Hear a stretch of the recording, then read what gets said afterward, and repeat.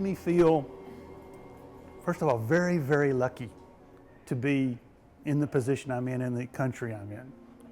To know that I don't have to worry about somebody coming in and, you know, a warlord from the next state or a person in control coming in and kicking in my door and putting me in a position where I have to go work for someone else at their beck and call. Well, I was on the committee when they actually asked, you know, this is one of the possible things that we could have brought into this facility, and I started asking them around about and I was one of the only person on the committee that actually seen the exhibit. It takes a tremendous number of people and a tremendous amount of money to make this really fall together. If you get the opportunity, come see it. It's you know, if nothing else from the historical point of view, you're going to get a chance to see things that most people don't. Certainly most people in South Texas don't get a chance to come in contact with, and it's.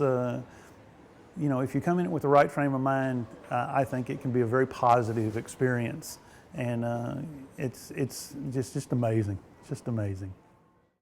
Mel Fisher, who was a treasure hunter, had been looking for the Nuestra Señora de Atocha, which sank in 1622, which is part of the Spanish fleet coming from the New World to Spain, loaded down with treasure. They hit a hurricane in September after leaving Havana, knowing that they were going in a bad season, but they had no options. They had to go because, as I say, they were laden with treasure. So they left in September. A hurricane came up and took out a lot of the fleet. The Nuestra de Atocha went down, as did the Santa Margarita, a couple of the very big ships, the treasure ships. So they're very famous ships. Everyone's been looking for them since 1622. Mel Fisher is part of the crew. And he just happened to find it, luckily, off of Key West in 1985. But in looking for that particular ship, he found a myriad of other different ships from different time periods, which are also in our collection, the Henrietta Marie being one of them. He wasn't that fascinated because it didn't have treasure on it, and that's what his main purpose was, of going out hunting for these ships. So he kind of put it in the back burner, took the artifacts from that particular ship, put them in the back in storage, that type of thing. He hired Dr. Madeline Burnside. She's an English woman, and she saw the artifacts and realized what a huge story this particular ship was and how huge for history and everything else it would be. So she asked Mel Fisher if she could indeed interpret it and make it into an exhibit. So he said, sure. He gave her the contents of the Henrietta Marie and anything else that came up from them, and said, run with it. So she hired scholars. She hired teachers, she hired fabricators, that whole entire thing, and in a year we had this exhibit up and rolling. It was fabricated in 1994, and it's been on the road since '95. And this is 2006, and it's booked through 2008.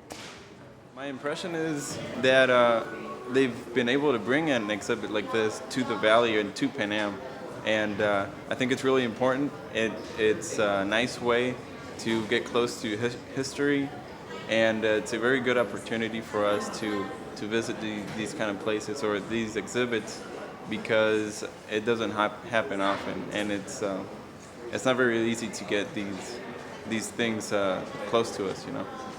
Me siento satisfecho que la escuela haya participado y hecho esta exhibición, pero a la vez siento que la escuela tiene que enseñar todos los aspectos sobre lo que pasó en ese barco.